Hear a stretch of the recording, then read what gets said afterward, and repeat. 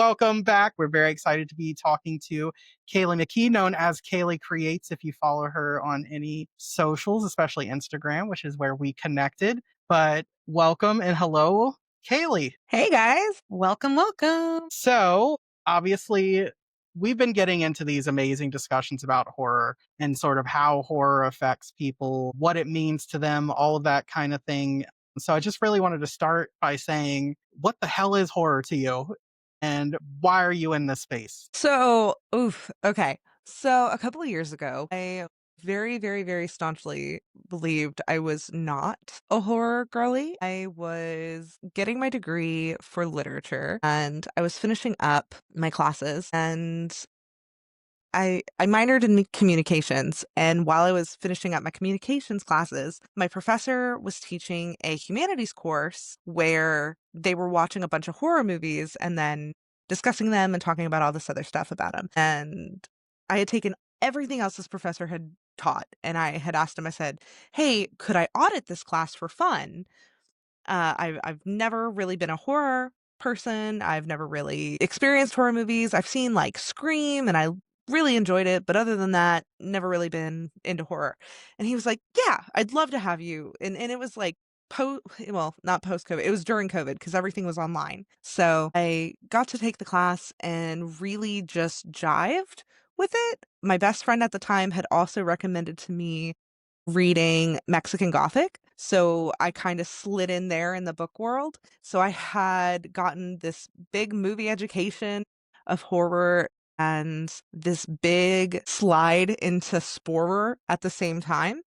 And they just clicked. And for me, as a person, being very peppy and happy and I'm just a human golden retriever person, I had realized as I had slid into this, hey, as long as it wasn't gore, nothing was really affecting me. And as long as it wasn't gore, nothing was really affecting me. And I had actually been into horror way longer than I had realized. You're like the perfect guest. I just can't even tell you, like, you're saying this, and I'm like, yes, yes, yes. I'm sitting here going, wait, a humanities class? Wow, that's crazy. And Yeah. that you're going for, and then just like, it's all I thought it was. And that's why Adam's like, no, you read horror. Like, this is what you've been doing. I'm like, no, I don't. I hate scary movies. He's like, it's not the same thing. And so you're like, I'm a human golden retriever. Like, I mean, I don't know if I would describe myself like that. Like, I would hope people would feel like that, but I definitely am always like, let's look at the positive things and let's, Yes, I'm nodding. You can't see me, but she definitely is. and to just think that, like, I would never think that. And like, after each recording, I'm like, holy shit, like, this is crazy. And so, were you Yeah. scared of horror movies too? Like growing up, So growing up, there were only a handful of things that really bothered me. And the things that the things that really put the nicks on it were the things that really put the brakes on it for me were there was a PlayStation game that just completely scarred me. Abe's Odd World. remember the cover to that, and I did not like Yeah, creature. there's like a scene where they like sew up his lips and it just something about it just did it for me. And so that was something that I was like, I don't think I like horror. And then like a couple of years later, there was Freddy and no, it was Freddy. It was just Freddy. It was just Freddy. I'm a big sleep person. I love sleeping. I love dreaming. It's very important to me and being able to do things. And the idea of somebody being able to get you in that spot, it completely just shut me down. And so, because Mind you can't fucking, like not sleep. yeah. Yeah. Like, it mind fucked me so bad because, like, that you should be safe. Like, you're unconscious. What are you gonna do? You know? Right. And I always had really intense nightmares, like, as is, and still do. So, side note, um, this was talked about in a different podcast, so you weren't part of it. But thing about Adam, which is really interesting, is that he was never bothered by Freddie because he realized it only affected teens. Yep, any of those movies. And so he was a kid, and I was like, "What? I was a Tell me you're yeah. autistic and neurodivergent without telling me." That is so ahead of the curve. I was Um, not afraid of Freddy. I was afraid of becoming a teenager. just like, that's who I'm married to. I was like, I'll be fine. Like Friday the 13th, you know, 6 is the only one where kids actually come to the camp. The kids are all fine. It never affect so, like, in if you're like me and Rebecca, we were watching these movies when we are like 8, 9, 10 years old, that I was like, I'm good. Like, I can just watch this for entertainment and not be scared of anything happening. So, and then the other thing I Yeah. want to just digress into is, so we've been together, almost married 20 years, right? And Together over 20 years I now. didn't want to say that, though. Okay. Okay, I just So wanted to we'll say edit that out. thank So you. married almost 20 years. I just so you know, which he'll edit this part, is because like I don't like getting into the questions of like, well, then how do you have almost a 23-year-old? And then I just feel like I haven't worked through that whole thing yet. So I just like to say, okay, so we've been married for For almost 75 years. yes, 20 years. And the one time where you just like randomly fell asleep and I'm looking over at you and your eyelids are going back and forth so fast, like windshield wipers, like in a heavy rainstorm. And I like wake you up and I'm like, are you having a nightmare? And you're like, yeah, I'm dreaming about zombies. Always. And you're like, I'm always dreaming. I was like, really? A couple of weeks ago, you did the same thing and your eyes were moving. And I was like, I'm sorry, your eyes were not moving, but I like woke you up then and I was like, you dreaming about zombies again? And you're like, yeah. And I'm like, really? I don't think I've ever had a zombie nightmare. I don't know if that plagues you, Kayleigh, but apparently that's Adam's go-to. Zombies bother you, Kayleigh? Oh, did we lose you? I don't know where the goldfish are. No, mind your own damn business. Oh, Ha, sorry. it's okay. There's 2 of I you. have no clue what just happened. Yeah, it shows that there's 2 of you. That's crazy. Okay. Did you hear Rebecca say that I continually have zombie nightmares? I heard the first part of it. Okay. So very recently, so that like maybe 15 years ago, I was having insane REM sleep and she woke me up and you're like, were you having a nightmare? I'm like, yeah. And she's like, what about? I'm like, zombies, because it's always zombies. And then the same thing happened like a couple weeks Veggie ago. Straws. That's it. And she was like, the same thing. What's going on? What are you dreaming about? And it was zombies again. So do you have either a recurring thing that when you do have a nightmare, it's about, or what are your thoughts on zombies? Take your pick. So zombies. I actually I could do an entire dissertation about zombies and communism. We have time. We have time. Zombies and communism, you might make it less scary for me and more logical. So you could solve a 20, well, actually, like about a 35-year problem that I've had at this point. There was a long time ago when hold on one second. I am That's okay. so sorry. My husband had to do an emergency job today, and so I'm No. fighting for my life with the toddler. Oh Lord, say less. So Yep. I apologize. Oh, please. That's why we're She's mad. sequestered in our bedroom, because we have learned that if we record anywhere else in the house, Mhm. a numerous amount of things will happen. Dogs. She's usually super good. She's just mad because I can't magically make goldfish appear at the moment. Yeah. Mm-hmm. In a zombie. But zombies, yeah, I listened to somebody a while back basically explain how zombies are it's so hard to explain this one thing without explaining how like vampires are a catalyst for the plague. But yeah, somebody was like, let me explain to you how zombies represent the Cold War and communism. Oh. And they wrote, and they literally wrote their entire dissertation paper on this example. And it was one of the coolest things I had ever listened to, because she like went back and she was talking about like all of these different pieces of pop culture and how it plays into like brainwashing and propaganda and like how you lose your friends and neighbors and the mindlessness. And I was like, wow. And the ability to just like eat oneself and disappear. This is wild. So once again, it's like showing, this is perfect again, because we're expanding what horror is, what it's doing, what its meaning is. And I think that that's just fascinating. Yeah. I love But it. I mean, even to your point, one of the coolest things about horror is it is the reason why it is so scary to each individual is because it is deeply personal. Like spice. Yeah. Like it is so deeply personal to the individual. You cannot just like with horror use one broad paintbrush to stroke a picture. You have to have all of these different little nuances to get different people under the entire picture. Because if you just use like one color or if you use just like one stroke, then you're going to miss so much Mm. if you're just going for one broad overarch.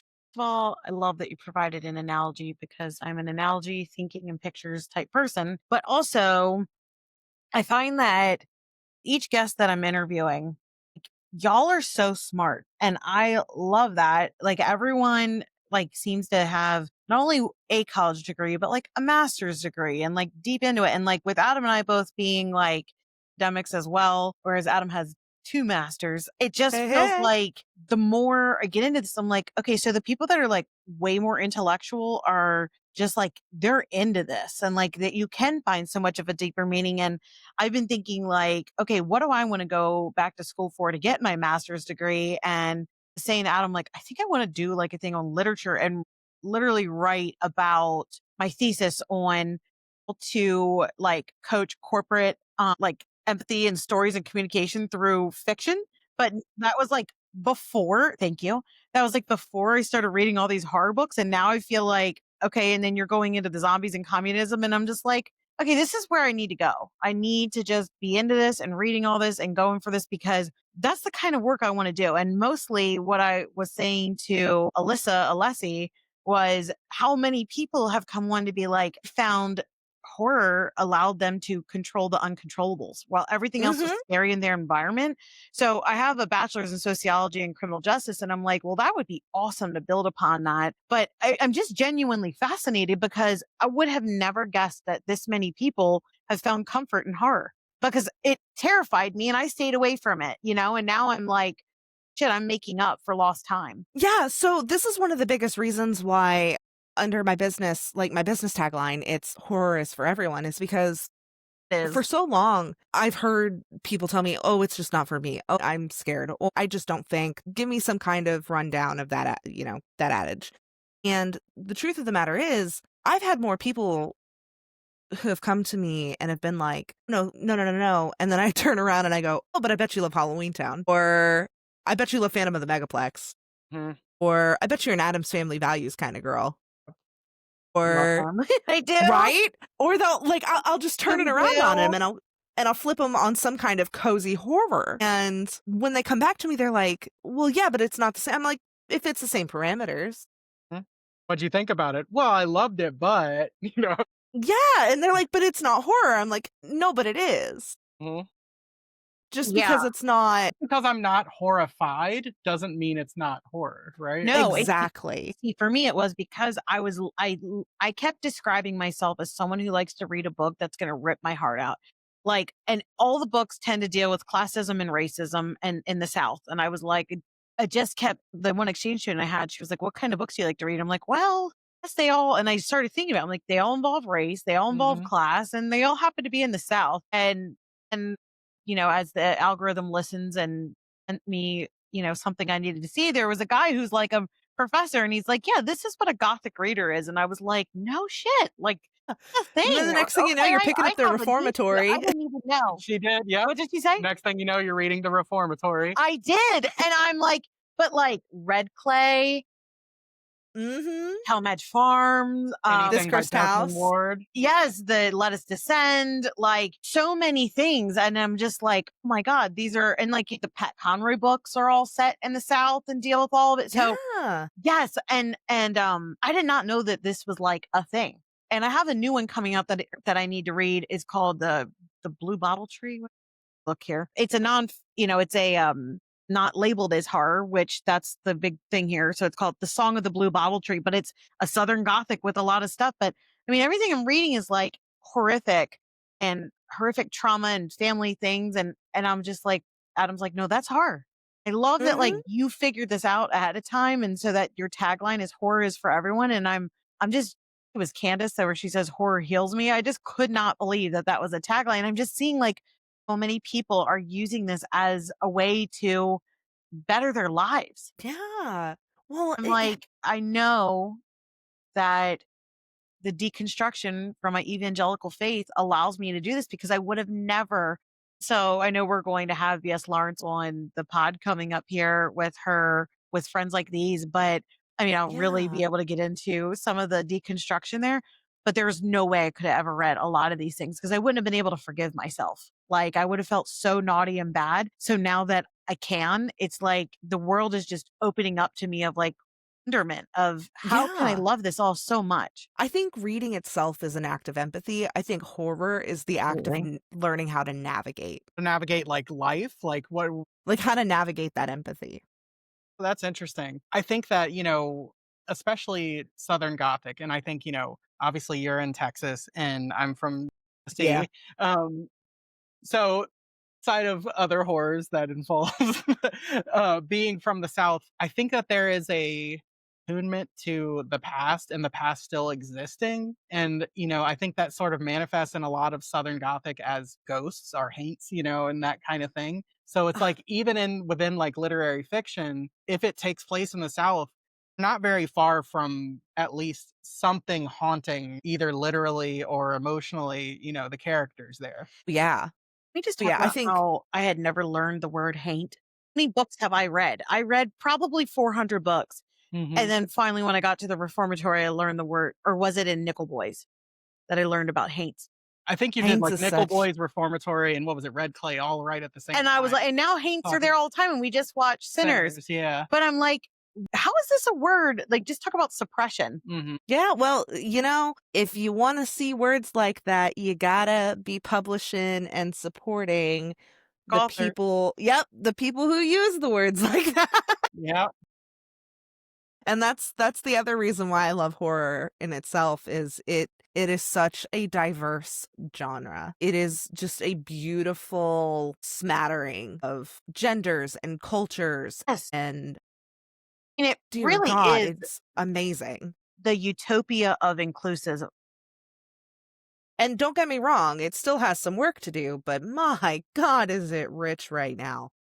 And I can't believe the spectrum and how many more things I just continue to and look. And I say that about the deconstruction, but like, I think you can still be agnostic. You can be spiritual. You can be atheistic. You can be a Christian It's a and still deconstruction of the religion and of the the power religiosity. structure, not Yes.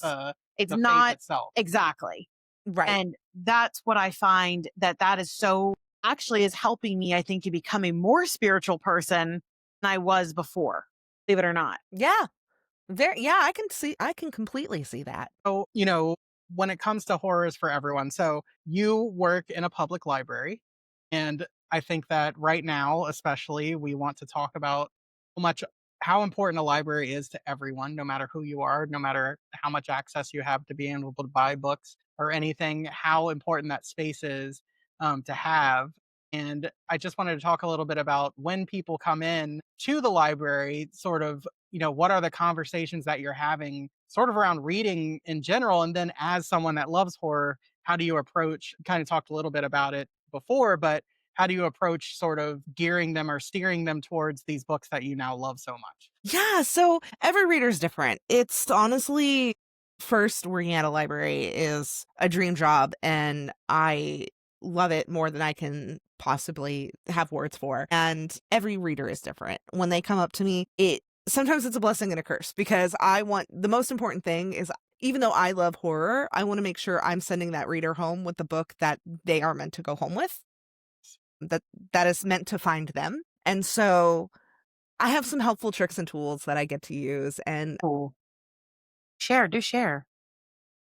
well, actually, I wish I could take credit, but Sadie Hartman, Mother Uh, Horror, she turned me on to Reader's Advisory long before I had gotten into the library. And she turned me on to being able to recommend books to people, even though maybe I haven't read the books or maybe I haven't had all the experience in that genre, really taking a reader and digesting what that reader is looking for and giving that reader something that they can go home and be happy with. And now that I work in a library, it's super important. And as much as I'd like to give that reader all of my attention and time, there's lots of patrons to help. And so when they come in, quite often you have your big readers, but your big readers are the ones who are putting in lots of holds. And they're the ones who are showing up and, I see what they're reading. So I know what they're reading and I know what they're looking for. And I know I can make a recommendation that they're going to be happy with. But quite often it's the ones that are like, hey, I haven't read since like middle school, or I haven't read since I was in high school and I really would like to pick that back up. What would you recommend? Hey, I'm new to reading. I want to kind of dip my toes in the water. What would you think? And It's just like that broad, like, I it want to is read really something, that give me a broad. book. Oh my god. Now, sometimes it's cool because they'll come in and they'll be like, I haven't read since middle school. And I'm like, well, what did you read in middle school? And they'll come up to me and they'll be like, I read like the Crank series, or or they'll be like, A Child Called It, or Maze Runner. And usually from those, like if they've read anything that's like dark dystopian, or if they've read things that are like, the on the darker side of like YA fiction, then I can be like, got a whole lot of stuff for you, Oh, buds. yeah. I can graduate you to the horror pipeline real quick. But which is really fun because like when you're graduating somebody from YA into adult, like there's some really cool horror books that you can graduate them to. Like, for example, one of my favorites to recommend. I actually have 2 litmus questions before I recommend them these books. I go, do you like music? Which is very fun. And usually if they're like, yeah, I'm like, how much? And then I recommend them Schrader's Chord. Oh, yes. And then my other question is, how did you handle COVID and do you like mommy issues? Because I also like to recommend Liz Caron's First Light. Yes. Oh, Night's That's Edge. first, Night's yeah. Edge. Night's Edge, then First Light. If they read Night's Sorry. Edge, they're going to be reading First Light, but Oh, you absolutely will, especially if you bring that back, because I will be like, look, First Light is so near and dear to my heart. We will be we will be best friends after. But I usually like to steer like when they're first time coming in, graduating from one to the other. Those are 2 that I think are just so much fun in terms of like graduating where they're going. First Light, Night's Edge especially, I think, is one that everybody knows vampires, right? But what Yeah, she and does, it's such a fun take. and yeah, that's what I say. Yeah, what she does with it is so different and so interesting, and then making it so intimate. And everyone has a complicate, great, bad, all that. Your relationship with your mother is complicated, and she Yes. takes that and turns it into the most interesting. I love those books so much too. I also love the I also love the trope in books of like librarians that recommend books and then somebody comes back and they're like, "You hurt me." I kind of love that trope, and so sometimes I strive to be that trope for them to come back and be like, "This was so good, but I need a box of tissues and a therapist and another book." Yeah, I love that. You hurt me. So you want the second one? Yeah. Yeah, that's it. So good. I That's what I'm love working that. on. And It's gotta be so just so satisfying to you so get the good. because I know, like, as being on Instagram, you shout into the void, and every now and again someone says, "Well, yeah, I read this and I liked it too." And but it's gotta be great to be able to kinda see it in action in person. Yeah. So, every once in a while it's fun to get to recommend like books that I personally love.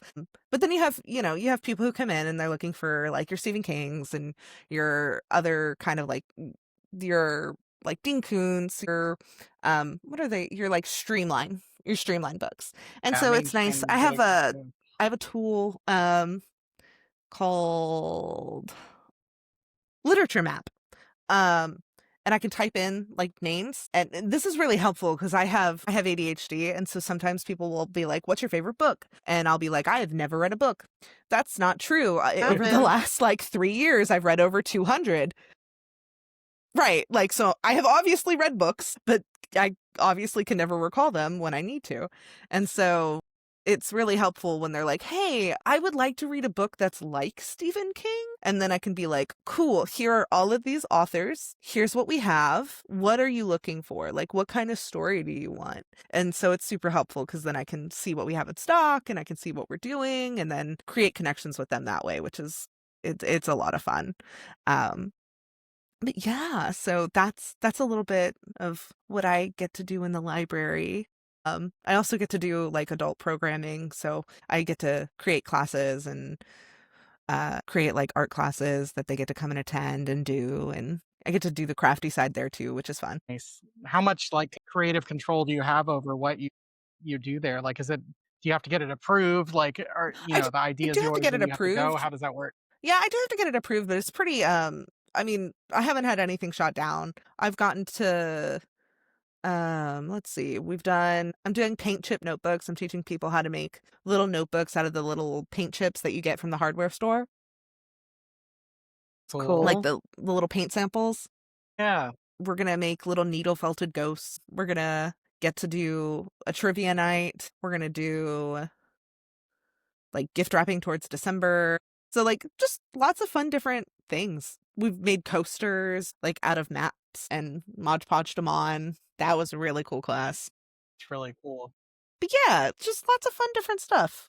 It's funny because so obviously this podcast is called Hold Up, Am I a Horror Reader? But we have a sort of like parent company that we've made because we want to do a lot of different things. And Yeah. the name of that is Loud in the Library Studios. And our idea is like changing the rules or breaking the rules of book culture. Hmm. And, what we've seen in the library, and you're talking to this, is that like the library stereotypically, and maybe what we remember as kids in the late 80s and early 90s, it's about shutting up, right? It's about being quiet. It's like very sterile space where Solo. you get this book, maybe you sit down and read, but you check it out and you get out.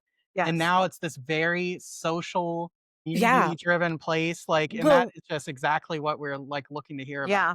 well, in this day and age, libraries are our last like true and pure third space. It's like the last place you can go that you don't really have to pay anything to be there. You don't owe anybody anything. You can just show up, be yourself, enjoy the space. You get to make things, you get to socialize and use the services and facilities without, anybody like judging you or harassing you or expecting anything from you. It's a really great deal. And you get to make friends and enjoy your community in the process. So someone listening that has not been into a public library a long time, when they walk into your library, what are they gonna see and hear?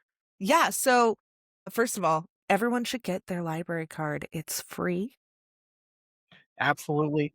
And most libraries are fine free now. So if that scares you, you should go. But you'll come in and there's lots of like tables to sit. There's lots of now every library is different and every community is different because funding and whatnot. But at our library, we have lots of tables to sit at. We have computers that you can use. We have a teen room. We have a children's room. We have study rooms that you can, use for privacy, for working on your different for your different projects, for like if you need to go and you're like working with a partner on projects, or we have a lot of people come in and use them for like test preps for like ASVAB or GED, things like that.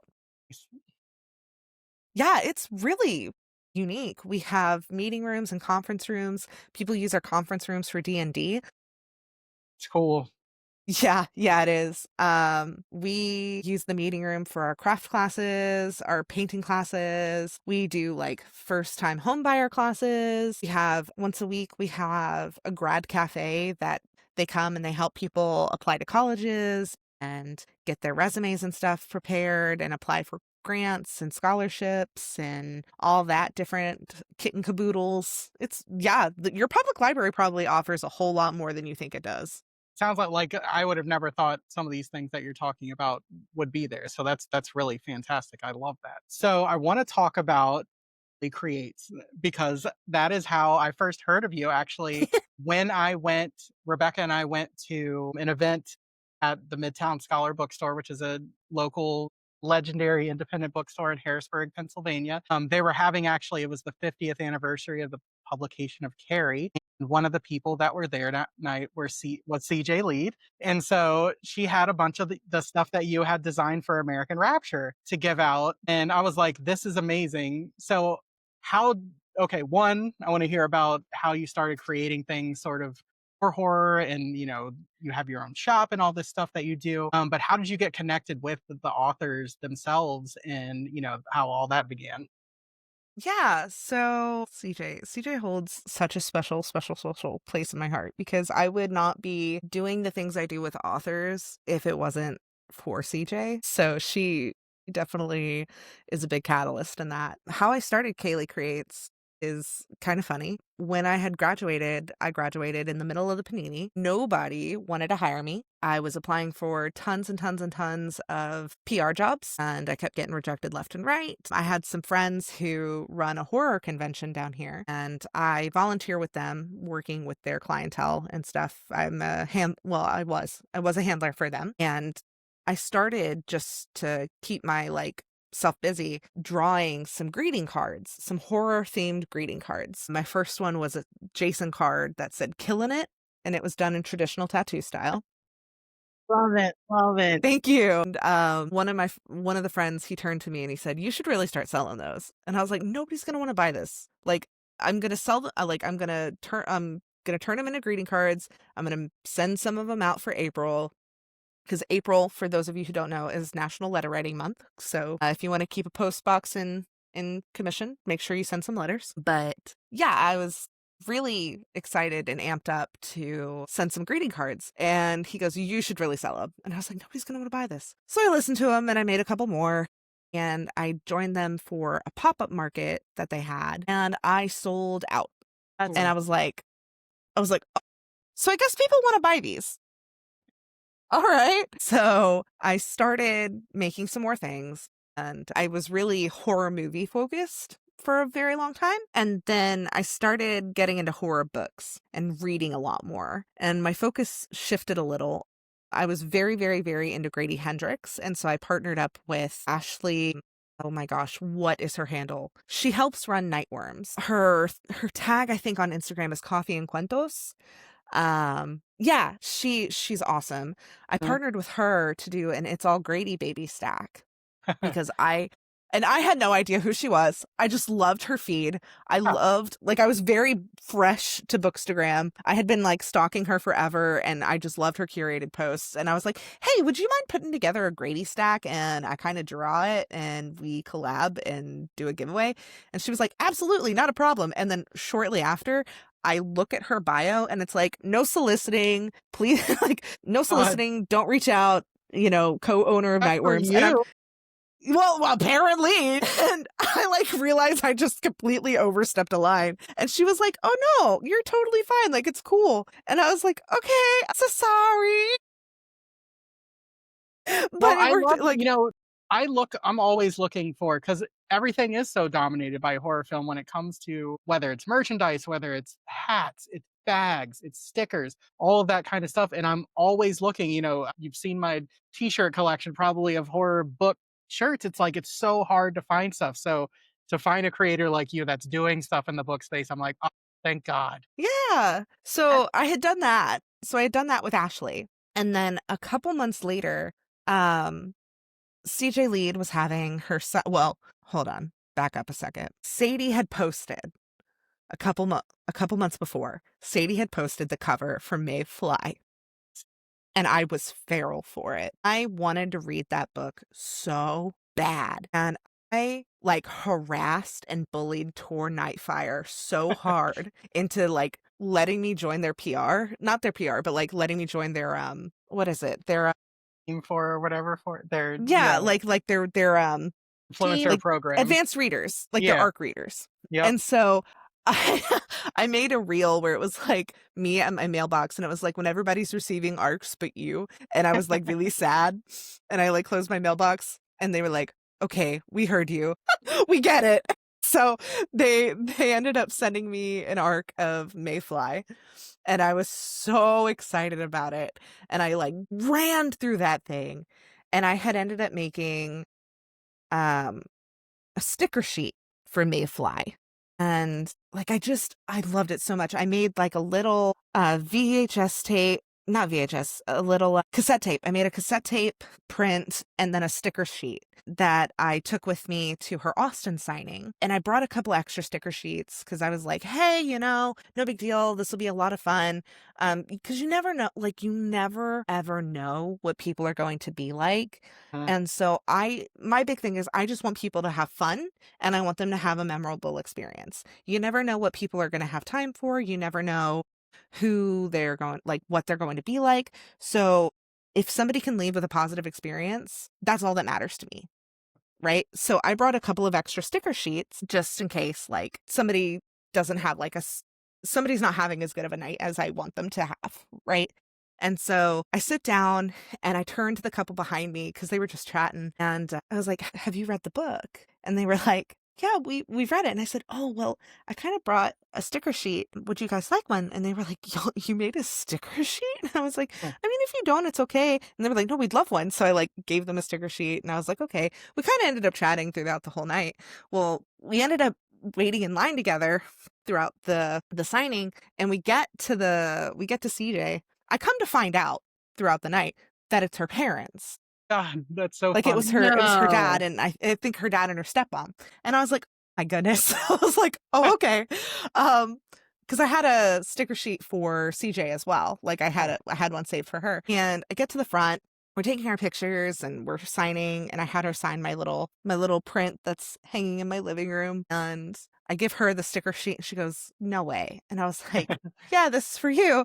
And she goes, no. And I was like, yeah. She goes, you drew this? And I was like, huh? And she goes, You're like, I think she likes it, but I'm stressed well, right she now. was like, how quick can you get these on Etsy? Like, are you selling these? And I was like, no, that feels weird because this is your artistic integrity. Like, that feels kind of skeevy. And she goes, well, first of all, you have my permission. Second of all, Oh, second of all, how quickly can you get these on yeah. Etsy? And I was like, I can have them up by tonight. She goes, great, because I would love to make a post and shout you out. And I was like, oh my God, that'd be so nice. Thank you so much. And so sure enough, the next day she had like posted them, and because I sent her the link Huh? once I had them made, she posted them and sent the link with the post. And I was like, oh my gosh. And a couple of weeks later, she had messaged me again and she was like, well, hey, I'm doing another press tour. Would you mind, like, would you be able to make me some more items? And I was like, would I? Yeah. Like, I don't know. twist my. I was like, let me just. Busy, but I can make some. But yeah, no, because of CJ, I was able to get my foot in the door with a couple of other authors. And like, I've gotten to do things with Liz Karen, who I adore to the moon and back. I've gotten to do things for Rachel Harrison, which was super Just got your cool. pen at Stoker for play Yeah, night. that was so cool. I've been wanting to do things with Rachel for so long. So when So she cool. reached Both out, both those ladies are so cool. Yeah. they are like my, if like Stephen Graham Jones, Paul Tremblay, and Grady Hendrix are like my male holy trinity, then like Liz, Rachel, and CJ are like my female holy trinity. Yeah. I'm like Love hanging it. in the Louvre. Love it. So I'll tell the you fact that what, I'm like, the more people I meet, and like, we were at StokerCon, like, loved meeting Robbie. yes, Yes. Yeah. Like, so nice. And I could not believe how much Eric LaRocca, I mean, just so, like, gentle and nice. Like, The nicest yes. person that writes and the then, like, most Brian, awful things. yes, he's Brian McCauley's a sweetheart. highly just, we're gonna have him on in a couple days, but it's just it's so cool to see everyone's personalities and then the styles for their books and Well, it's very much horror authors get all of their evilness or their out. problems out on the page, and then they're just delightful people. I think so. You know, I think it's so interesting about this community. The horror community is the absolute kindest, most supportive community I have ever been a part of. And every single one of them will be the first to like dive for the next person and set them up for success in a heartbeat. Like every single person in this community would take the shirt off their back for the next person. Feels like it's like I don't feel like there's any girl or it feels like everyone's like rooting for each other, like I want you to do well and I want me to do well, and those are just like my favorite kind of people. Yeah, I think that like Yeah. America, like this whole like I don't know, there's like this very capitalist like feeling in so many other places that like the more successful someone else is, they're taking away from my potential success, and it is the exact opposite in the horror Nah, man, the only time people in the horror community are looking in your bowl is just to make sure you have enough. community. It's They're like, something "Hey, are you you would already good?" have. Yeah, Okay, good. it's incredible. That's so That is so true. I mean, there's always a few stragglers yeah, there's that bad actors, but like, Yeah, but they don't last very long. don't. exactly. It's just, I mean, I don't want to speak in all around like everyone's, perfect, like we're human beings. I was just so surprised at and just busting through these stereotypes of what I think and what I thought. And I love it. And I mean, it was Eric LaRocco on the panel that was saying, how inclusive with the queer, horror that it's just, there's a place for it now. Mhm. And, Mhm.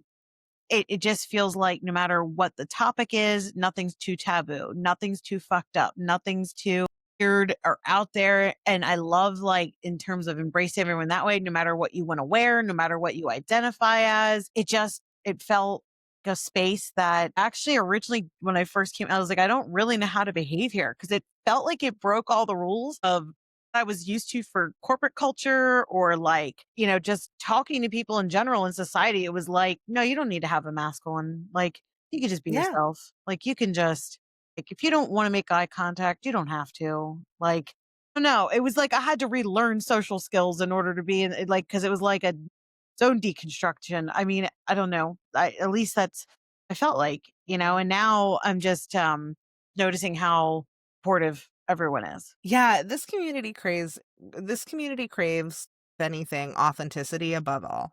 Like, as long as you're your authentic self, I think it will accept you with whatever you decide to come forth with.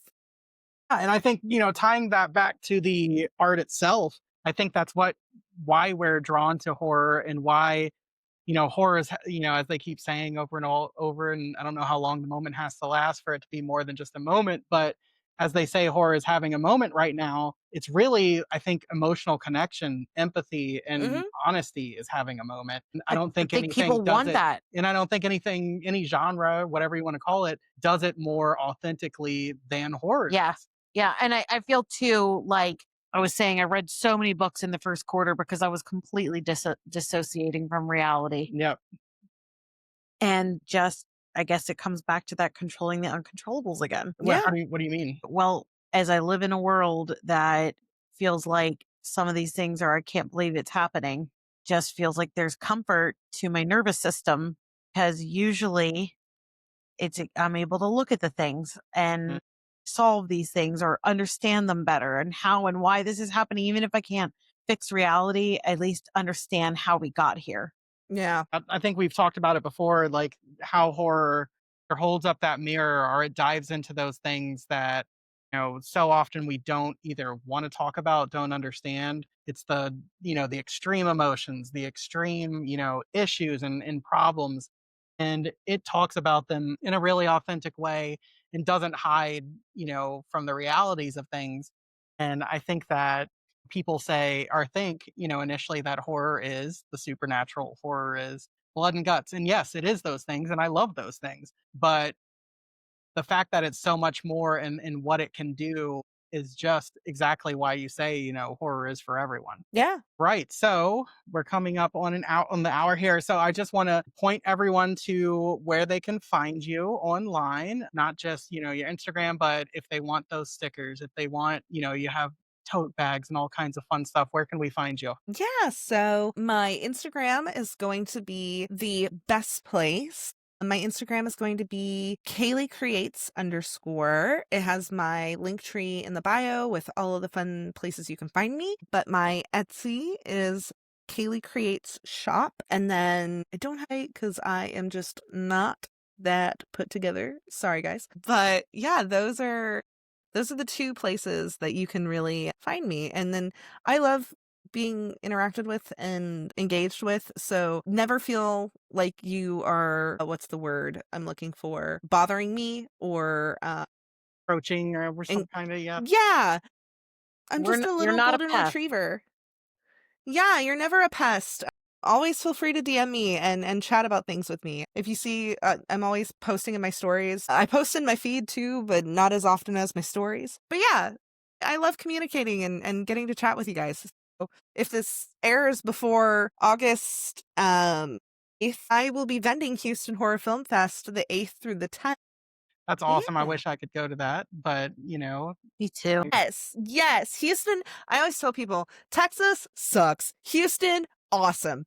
more people voted blue in Texas than in like 17 other states combined. There, Yeah. that culture, there's lots of art, coming out of Texas that's amazing. So we just talked to someone from Arkansas about, similar things where we Hey. do, yes, May Murray, who is originally from Arkansas and talked about, some of the things there. And it just, I think that again, that's something that horror does is bring people together. You might think like your Absolutely. area is so, opposite of you and stuff like that, but we've got so many ways to connect now that nothing is exactly what you think it is. And I love that. Yeah. Well, and that's the other thing too. If you listen to this and you're another Houstonian or another local Texas person and you are feeling like you're isolated, but you just found out there's another Houstonian near you, yeah, reach out for sure. You just found a new best friend. Yeah, you're not alone. Reach out. But yeah, it's been lovely getting to chat with you guys. Yeah. It's So been awesome. Cord by Scott Leeds and Night's Edge by Liz Night's Edge by Karen Liz are your Karen. sort of like if you think you might be into horror, you're not sure it's for you, if you like I think music. they're super great jumping off points. So great. So two great recommendations for you. And once again, thank you so much. This was so much fun as I thought it was going to be. It was confirmed. Cool Liz. No, you guys are. So thank you so much for spending, this is a Sunday afternoon for your time and hopefully you have a great rest of your day and thank you again. Yeah. Bye, guys. Bye. Bye.